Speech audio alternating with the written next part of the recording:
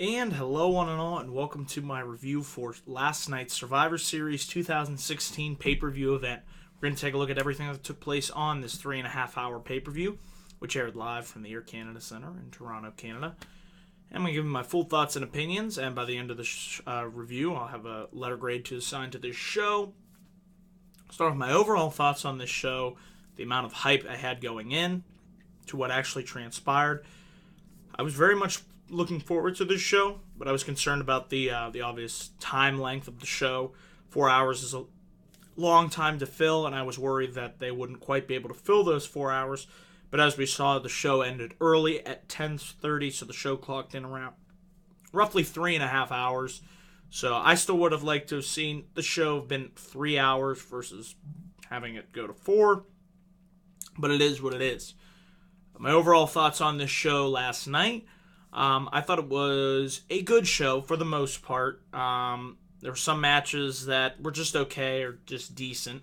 There was one really outstanding match, but when you compare, it is tough to compare NXT TakeOver and the Survivor Series show, seeing as how this show had Survivor Series elimination matches, whereas the NXT show was more of a traditionally structured pay-per-view card with a number of singles, your tag match and women's match and whatnot.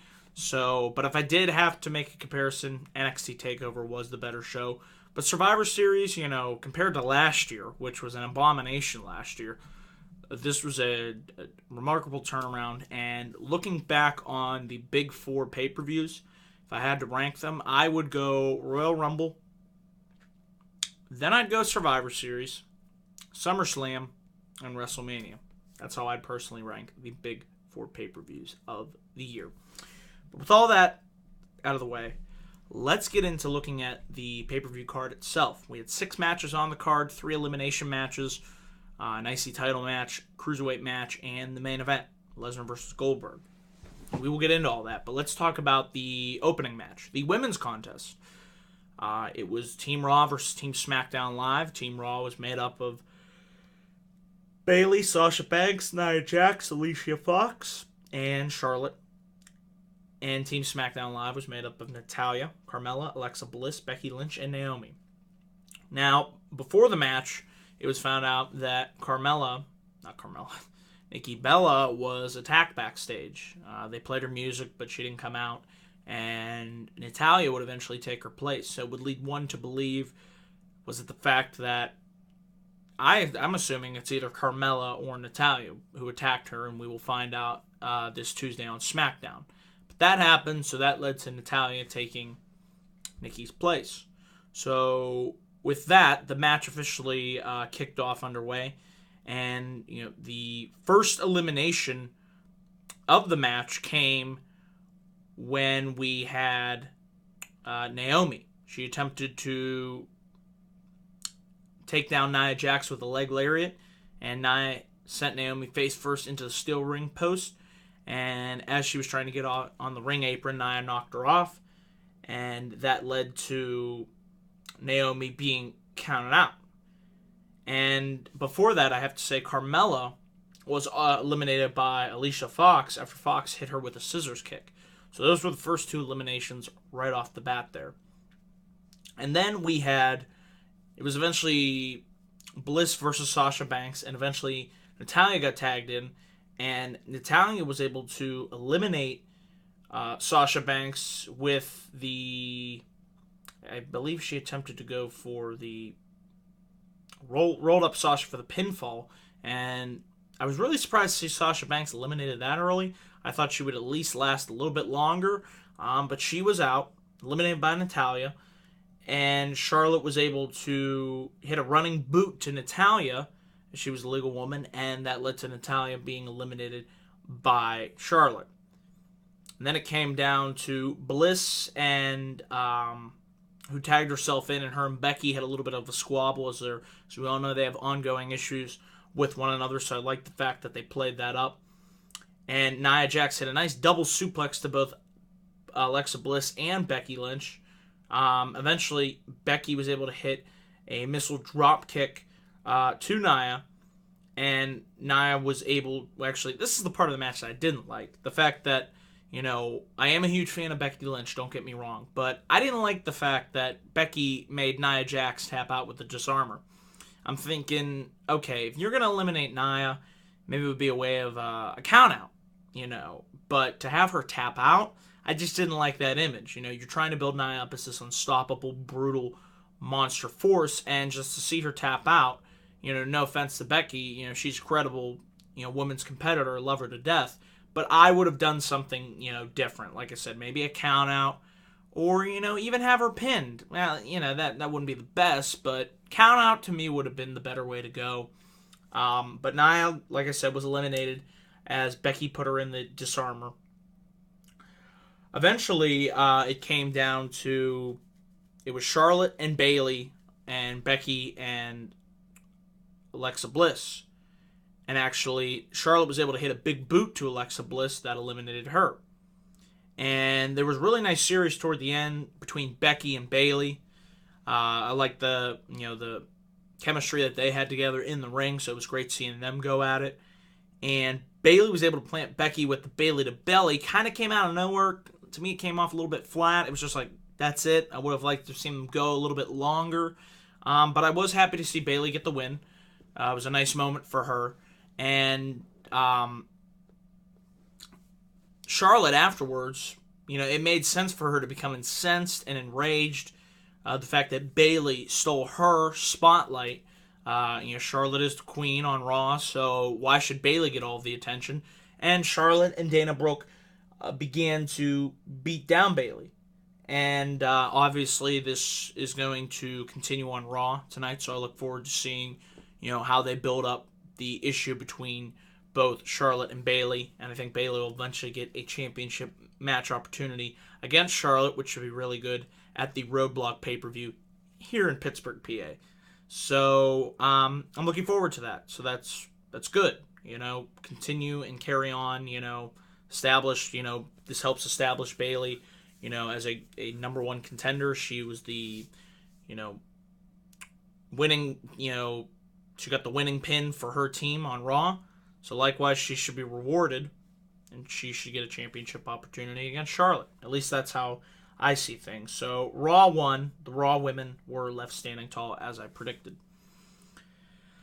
There was a fun backstage segment between Mick Foley and James Ellsworth. Eventually, Braun Strowman would show up, and that would be an ominous sign of what would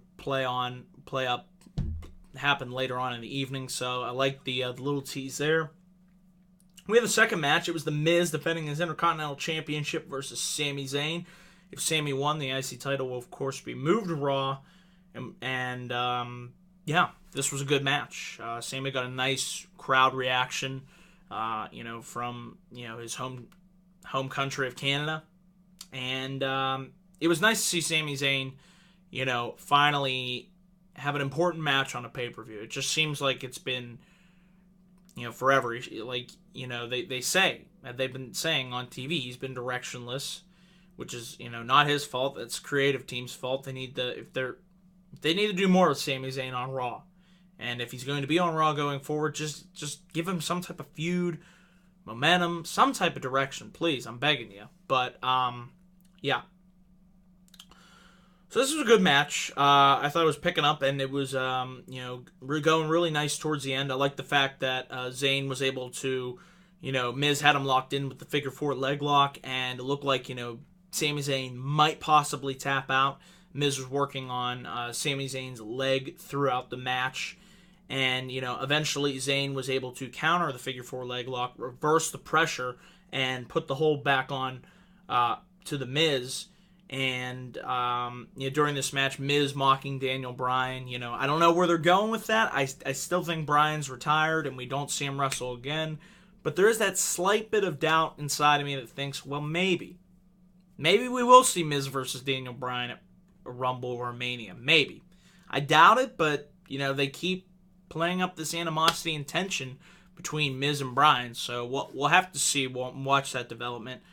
But towards the end of the match, Miz attempted to go for the double axe handle, but Zayn was able to counter with a nice blue thunder bomb. But of course, Zayn doesn't win with the blue thunder bomb, but eventually he will win a match with that move.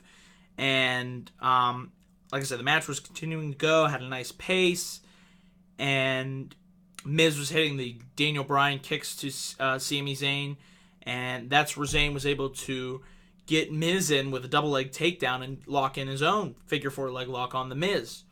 And Zayn dragged Miz to the center of the ring, and just as that was happening, the bell rang.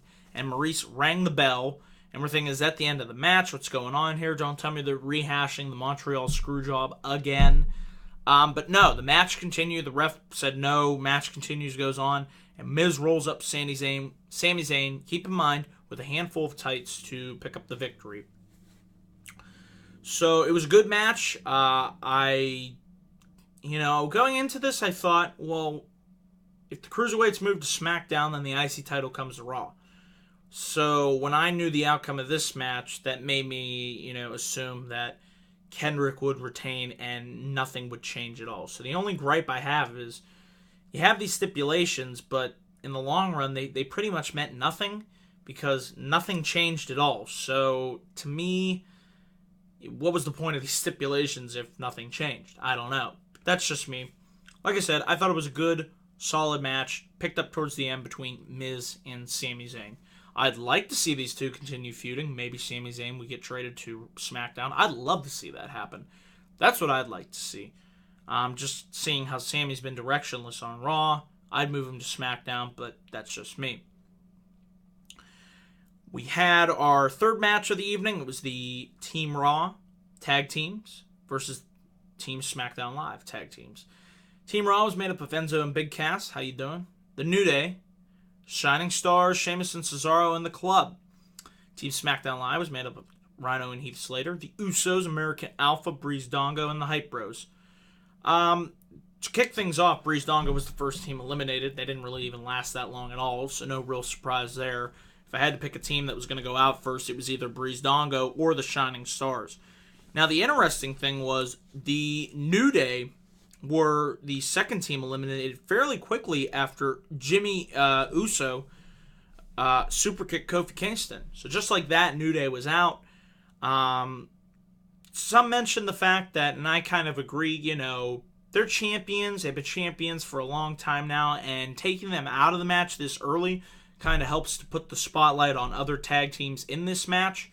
The one thing that I was worried about this match would become a clusterfuck. I didn't really think it did. I thought it started out slow, wasn't really too interested in what was going on, but as the match continued on and the number of participants in the match whittled down, I became more and more invested in the match. Eventually, the Club were able to connect, and they hit the Magic Killer to Zack Ryder, so the Hype Bros were officially eliminated. So the one nice thing about this match was the fact that the Club got 2 eliminations in this match, and somebody pointed out they're recently 4-0, I want to say, minus that Halloween match on Raw. So the Club has been getting wins, and I hope they continue their winning ways. I think that is the best way to give them much needed credibility. Just go on a winning streak. I love the fact that NXT does that, and I'd really like to see the main roster do that more often. It's not hard to book these guys. Just book them as dominant, unstoppable ass kickers. Plain and simple. So I like the fact that the Club got 2 eliminations in this match. Shining Stars were eliminated next after the American Alpha hit Chad Gable. He tied up, actually, Primo in the Tree of Woe, and Alpha hit the Avalanche Bulldog to Primo, so no real surprise there. I didn't see them lasting that long, and I'm surprised they lasted as long as they did in the Survivor Series match. Eventually, the remaining 6 tag teams began to brawl amongst one another, and in the ensuing chaos, Enzo and Cass actually launched Enzo onto the Club and the Usos on the outside, so that was a nice spot. Cass hit a big boot onto Rhino, and Rhino went crashing. And eventually Slater hit the stage dive off the top rope. And what I was really surprised was the fact that the Club, in their second elimination, dropped Jason Jordan with the Magic Killer. I thought for sure American Alpha would be the final, if not the final, one of the final 2 tag teams that could potentially have gotten the win for SmackDown in this tag team match. But they were eliminated. And then eventually, Sheamus was the legal man, and they were showing some displaying up the tension and animosity between Sheamus and Cesaro, whether they would be willing to work with one another on the same page. Eventually, Rhino was tagged in as the legal man for his team, and he gored Gallows, had a nice-looking gore on him, and that eliminated the club. So the final two teams were, it was Big Cass, Enzo and Big Cass, Sheamus and Cesaro, and for Team SmackDown, Heath Slater and Rhino, and the Usos. Enzo and Cass were eliminated when Jay hit the Samoan Splash to Enzo, and that eliminated them. And what I liked here was the fact that, well, actually, before that, I have to mention that Big Cass hit the big boot that knocked Slater off the ring apron, and that led to Heath Slater and Rhino being eliminated. So they were gone, the champs were gone from SmackDown Live, and then eventually, as I mentioned, Enzo and Cass were eliminated. And I like the sequence towards the end between the Usos and Sheamus and Cesaro. They had a good, back and forth going on. I thought Cesaro looked tremendous. The way he was flying around, hitting uppercuts, just had all this energy, and the crowd was feeding off of it, and Cesaro, got the win after he was able to get Jey Uso in the sharpshooter. So kind of fitting that Cesaro would use Bret the Hitman Hart's famous submission move to get the victory. So, and I like the fact that Cesaro got a win on this pay-per-view. As I mentioned before, I was happy Bayley got the win, and now I was happy to see Cesaro get the win. So like I said, match started off slow, but I thought it picked up towards the end. It didn't turn into the clusterfuck that I thought it was going to be. So, yeah, for the most part, like I said, that last sequence between Cesaro and Sheamus and the Usos was really fun to watch. We then had the fourth match of the evening. It was the Brian Kendrick versus Kalisto, and of course the stipulation was if Kalisto won, the entire Cruiserweight division would move from Raw to SmackDown. It's kind of a dumb stipulation if you ask me, but dumb stipulation aside, I was really hoping in this match to see Kalisto pick up the victory, beat the Brian Kendrick, and move the division to where it should be on a show that would treat it right, SmackDown versus Raw, but we didn't get that. Brian Kendrick was successful in retaining his title against Kalisto, and not sure how I feel about the Baron Corbin run-in towards the end, because I thought Kalisto and Brian Kendrick were having not too bad of a match. Solid, nothing spectacular or blow away. I still felt like these guys were being reeled in, toned down, which is the exact opposite of what I want to see from this Cruiserweight division. And I'm really much looking forward to 205 Live when that airs soon on the network. But yeah, I thought the match was going good. It could have been better. It probably should have been, but that's probably not these guys' fault. They were only, toning it down because that's what Vince wants. But as the match was going on, Kalisto had a nice cartwheel driver and a spike Hurricane Rana, and Kalisto was able to hit the Selena del Sol for a 2 count, and Kendrick smartly put his foot on the bottom rope. So as that was happening, Kalisto goes up to the top rope. Baron Corbin intervenes and costs Kalisto the match. And he hits the end of days, and that causes the disqualification. So I'd rather have seen a clean, decisive finish. I would rather have seen Kalisto won, but it looks like they're continuing the feud between Baron Corbin and Kalisto, so that is what it is.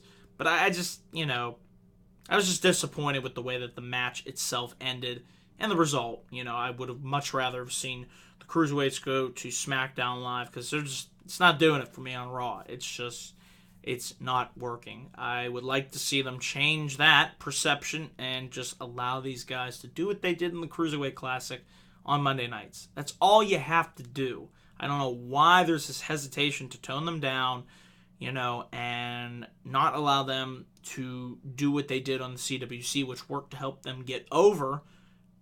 Because, to me, it's just a whole other issue, and I just don't even want to go down that path. But, like I said, good match, but I really wanted to see the Cruiserweights go to SmackDown. So let's talk about, to me, what was the match of the night.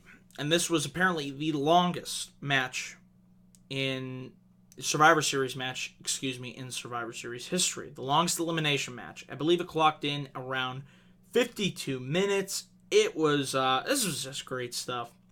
Team Raw, Kevin Owens, Chris Jericho, Roman Reigns, Seth Rollins, and Braun Strowman versus Team SmackDown Live, AJ Styles, Dean Ambrose, Bray Wyatt, Randy Orton, and Shane McMahon, with James Ellsworth as the mascot.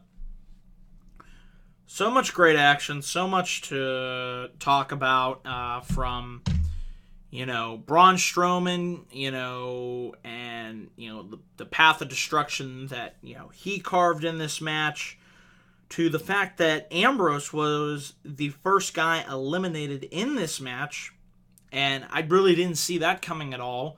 I was thinking Shield reunion, and we did eventually get the Shield reunion, and I'll talk about that, but I was surprised to see Ambrose go out first for his team.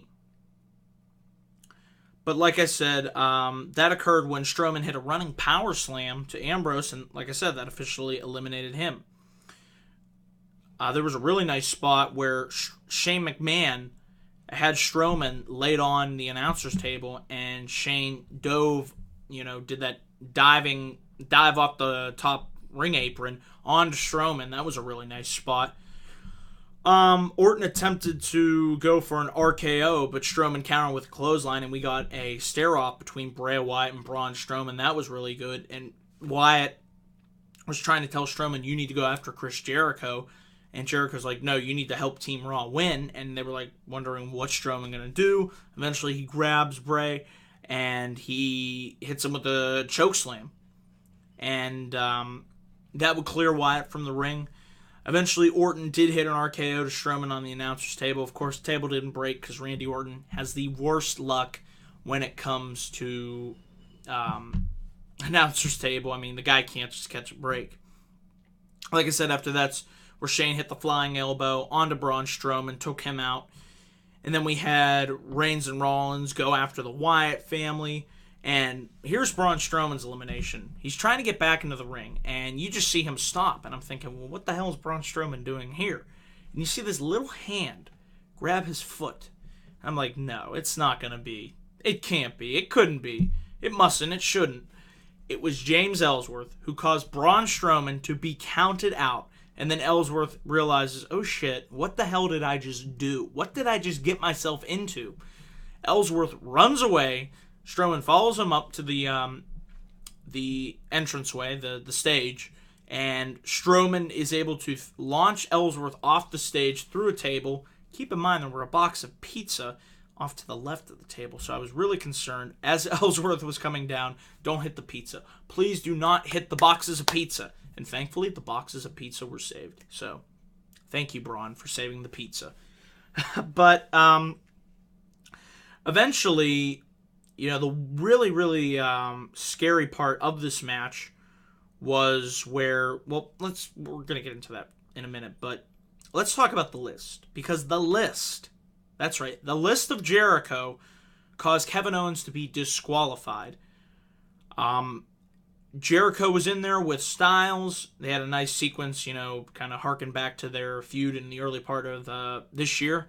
And Kevin Owens went in, and he hit Styles in the back with the list. And Owens planted Styles with the pop-up powerbomb. But Owens was eliminated due to DQ. And I was like, really? So that's my minor gripe with this match. I didn't like the way that Kevin Owens went out.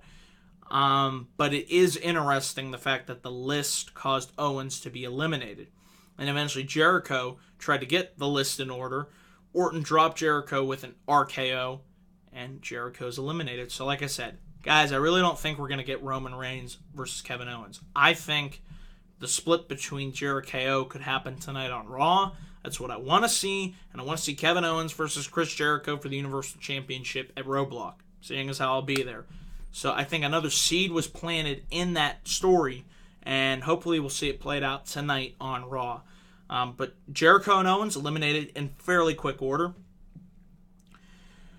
Eventually, Reigns would get in there, and he would just clear house. And this is the part of the match where it was a little scary to watch. Reigns was laid out in the corner. And after Shane rammed him into the steel post, Shane attempted to go for a coast-to-coast. And as I saw Shane going up to that top rope, I was thinking, okay, I have a feeling of what they're going to do here. Shane's going to jump, do the coast-to-coast, and Reigns going to catch him with the spear. I'm like, okay. I was a little worried, I'm like, I don't know if this is a good idea. I mean, Shane, he's not a, he does crazy shit all the time, but something can easily go wrong, and the way he landed in that ring, the way his head snapped back, and you just looked at his eyes, they looked glossed over. I was worried he might have a broken neck or severe whiplash or concussion because Shane was not moving. He was knocked out, and it was scary. The wrestlers, they looked concerned, and I heard Randy Orton went over to Shane's kid, who was seated at ringside apparently, and said, your dad will be all right. Shane was taken to the back. We don't really have an update on his condition, but if you're watching this video now, I'm not sure, but hope Shane is all right. Like I said, he's a daredevil, but just nasty landing from him. And eventually he was taken out of the match because, what can you do? So I hope Shane will be all right. But as the match continued to go on, Orton, Bray, and Styles triple team Rollins and Reigns. Eventually, Dean Ambrose would come down to the ring as Rollins and Reigns teased putting Styles through, or actually Orton through the announcer's table. Ambrose would make his way down to the ring, began attacking AJ Styles, so Ambrose, visibly frustrated, went right for AJ, said screw, pretty much saying screw the team, I'm going after Styles. And Ambrose attacked Styles, beat him down, security came out. Eventually, Ambrose fought through them. Rollins and Reigns are beating down security, and I'm like, holy shit, we're getting a mini Shield reunion at Survivor Series like I was hoping. Because I was worried. They eliminated Ambrose early, so I'm thinking, okay, are we going to get a Shield reunion at all? And eventually, Shield triple powerbomb AJ Styles through the table. That's your mini Shield reunion. I loved every second of it. It was great. Shield was one of the most badass factions in WWE, and it was great to see them reunite for a brief bit of time. So that led to Rollins getting the pinfall on Styles. AJ Styles is eliminated. Eventually it comes down to Orton, Wyatt, Reigns, Rollins. Eventually Luke Harper appears from nowhere. He super kicks Reigns, sends Reigns face first into the steel ring steps. Rollins hit the sling blade onto Bray, and Rollins super kicks Bray, attempts to go for a frog splash, but midair Orton hits him with another wicked RKO out of nowhere. Seth Rollins is eliminated. So it now comes down to Roman Reigns versus Orton and Wyatt. And in my mind, I'm thinking, could we please not have Roman Reigns win and give the win to somebody that truly needs it in Bray Wyatt? And credit to WWE, they followed through on it. Reigns speared Orton. Orton took the punishment, and that allowed Bray to pick up the win with Sister fucking Abigail. You heard me right, guys. Bray Wyatt got a major win on pay-per-view. Huge win. I can't tell you the last time Bray Wyatt got this big of a win on pay-per-view. And I am so happy for that. This guy has just been abused by creative and poor booking decisions, but it is nice. And hopefully this leads, please, continue this momentum, WWE. Do not drop the ball with this. Continue the winning ways with Bray Wyatt. This is exactly what he needed to do. Wins the match for SmackDown, but I think we'll see a bit of contention between Undertaker and Dean Ambrose, just throwing it out there. The fact that Ambrose almost cost his team the match at Survivor Series, so we'll have to see if Undertaker makes good on his word. But easily, for me, the match of the night. Goes without saying. And this will be real quick because our main event was up next. Brock Lesnar versus Bill Goldberg. Match number 2. I mean, I'm like, okay, here we go. It's finally happening. The match, 12 years in the making. The rematch, 12 years in the making. Lesnar comes down. He's all jacked up. Crowd's going crazy. Goldberg makes his iconic entrance. Security knocks on the door. He's, breathing smoke through the fireworks, and he comes down. Crowd surprisingly gives Goldberg a positive reaction. Wasn't expecting that, but it was nice to see. They have an intense stare down. I'm thinking, we're good. Here we go. I'm ready to see these two beat the holy hell out of each other. Bell rings. Brock drives Goldberg into the corner. Goldberg shoves Brock down to the canvas. I'm thinking, okay, here we go. See what happens. Goldberg spears Brock Lesnar. I'm thinking, whoa, okay. That was really one of the best looking spears in the business. Goldberg hits a beautiful spear. Then he hits another spear, and I'm thinking, wait a minute. In my mind, I'm like, what's going on here? And then Heyman's just begging, please, please, no, don't do it. Please don't do it. And Goldberg picks up Brock, hits the jackhammer. A minute 26, Goldberg is your winner. And that was how we went off the air. You'll hear in my live reactions, it's not a long video, it's only 3 minutes. I was shocked. I was like, whoa, I did not see any of this happening at all. And it was reported that afterwards that Goldberg did ink a deal with WWE to have future matches. And he is definitely confirmed, at least what I heard, to be at the Royal Rumble. Are we going to see Brock Goldberg 3, where Lesnar gets his revenge? I'm not sure. I mean, to just see Goldberg decimate and dominate Lesnar, it did leave me scratching my head.